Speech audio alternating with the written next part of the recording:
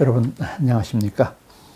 저희들이 불교 수용의 배경이라고 하는 주제로 지난 시간에는 이제 고구려의 불교 수용이라고 하는 주제로 말씀드렸고, 오늘은 백제의 불교 수용이라고 하는 주제로 말씀드리겠습니다.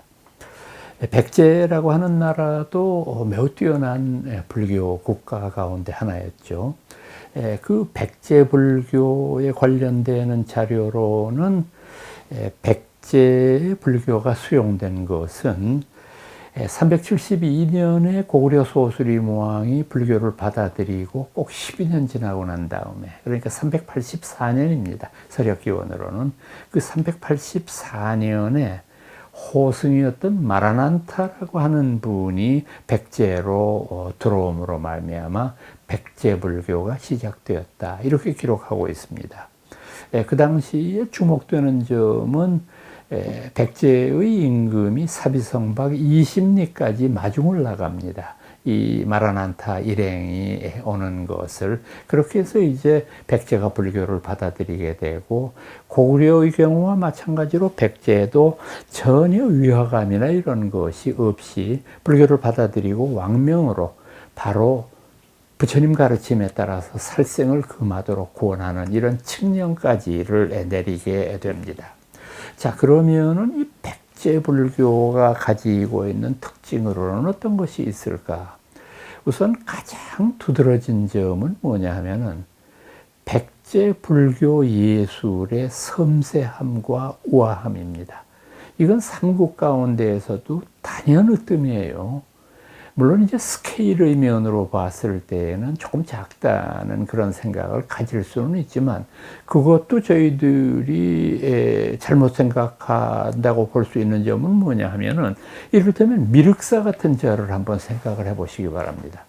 미륵사라고 하는 절은 이제 그 백제의 무왕과 진흥왕의 세 번째 따님이었던 선화공주와의 만남 때문에 이루어진 그런 걸작품이라고들 기록을 하는데, 다만 이제 저희들은 조금 의심은 하고 있습니다. 이 미륵사를 창건한 분이 진흥왕의 따님이었던 이제 그 세 번째 이 따님이었던 선화공주였다라고 얘기하지만은, 조금 그 전반적으로 봤을 때 연대도 맞지 않고, 또 이 세 분들이, 그러니까 다시 말해서 백제 무왕이 신라로 와서 삼국유사에는 이제 마둥이라는 말로 표현이 되지 않습니까? 뭐 말을 팔아서 아이들한테 인심을 얻고 아이들을 시켜서 노래를 부르게 한다.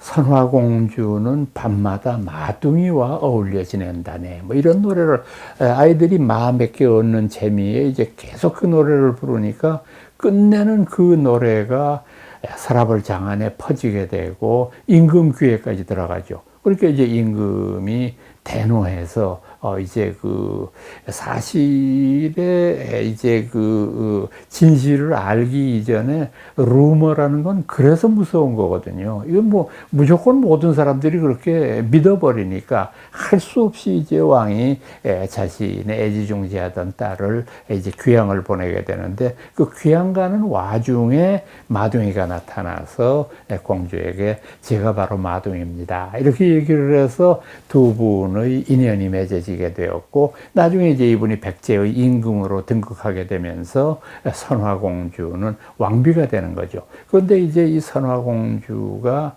꿈에 부처님으로부터의 어떤 현몽을 받습니다. 그래서 당신이 그 부처님의 뜻을 펴기 위해서 미륵사라고 하는 절을 창건하게 되죠. 공주님의 원력, 아니 왕비죠. 왕비님의 원력으로 이제 이 절이 세워졌는데, 아마 가보신 분들은 느끼시겠습니다만은 지금 익산에 있는 이 미륵사의 절터라고 하는 데는 규모도 규모려니와 그 정교하고 아름다운 불교 미술의 면에서 도저히 이것은 이제 어떤 그 작은 나라의 작품이라고 믿어지지 않는 어마어마한 그런 섬세함을 보여주고 있죠. 특히 이제 일제시대 때 일본인들의 만행 가운데 하나였던 미륵사 탑이 무너지기 직전이니까 그것을 뒷부분을 세면으로 이렇게 쳐발라 가지고 아주 흉물스러운 모습을 보였던 것이 이제 해방 이후 최근에 이르러서 문화재관리국의 엄청난 노력으로 그 탑이 복원되어서 지금 여러분들 가보시면은 뭐 완벽한 모습은 아니지만은 그래도 그 옛날의 모습을 갖추고 있는데 조금 다른 이야기입니다만은 이 미륵사 탑이 왜 중요하냐 하면은 탑도 물론 아름답기는 합니다만은 탑의 형식이 목탑을 흉내낸 석탑이거든요. 이 점이 아주 특징이에요. 목탑의 형태를 갖추었지만 자료는 돌로 쓴. 그리고 이제 백제예술, 특히 그 탑이라고 하는 것이 신라탑과는 아주 현저하게 다르거든요. 신라탑의 경우는 어떠냐 하면은 탑을 세울 때 주로 이제 통돌 형태를 선호합니다. 그분들은. 그러니까 통돌이라고 하는 건 왜 여러분들 이렇게 보면은 탑은 보면은 이제 제일 밑에 기단이 있죠. 그 기단은 되게 이중으로 깝니다. 돌을 이렇게 편편하게 해서 이중으로 깔고 그 위에 이제 네모 반듯한 그런 탑의 1층 탑신을 세우죠. 이 탑신이라고 하는 것은 바디입니다. 말 그대로 이제 탑의 몸통이 되는 거죠. 그리고 그 첫 번째 몸통에서 두 번째로 올라가는 사이에는 이제 옥탑이라고 얘기를 하고 옥계라고 이야기를 하는 이른바 지붕돌이죠. 우리 식으로 얘기하면 그 지붕돌이 있고 이렇게 해서 한 층 한 층 한 층 쌓아 올라가는데 신라탑은 이것을 몸통과 그 탑의 옥계석을 구분하지 않거나 구분하더라도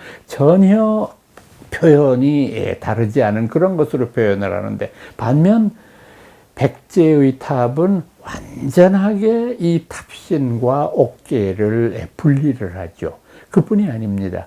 이 백제의 탑은 얼마나 우아하고 아름다운지 마치 먼발치에서 보면은 기러기가 허공을 나는 듯한 어떻게 사람이 돌을 가지고 저렇게 표현할 수 있을까?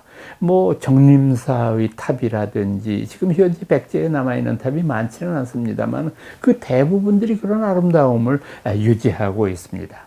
사람으로서는 아마 겸익이라고 하는 스님이 제일 유명한 스님일 것이라고 생각합니다.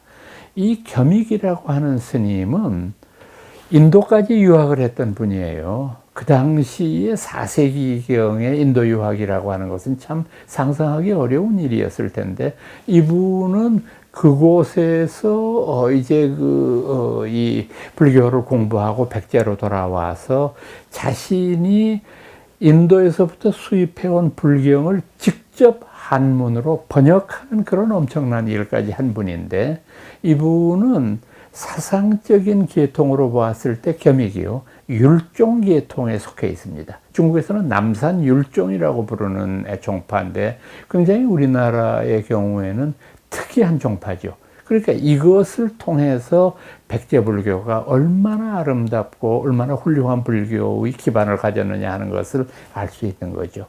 참 아쉬운 점은 역사는 승자의 편이라고 그랬던가요? 백제불교에 관련되는 많은 자료들이 거의 없어졌어요. 고구려의 경우도 마찬가지고요. 오직 신라의 것들만 많이 남아있는 것은 백제불교의 전모를 살펴볼 수 있는데 결정적인 폐해가 되는 부분입니다. 오늘은 여러분들께 백제불교의 면모에 대한 말씀을 드렸습니다. 저는 다음 시간에 다시 뵙겠습니다. 여러분 안녕히 계십시오.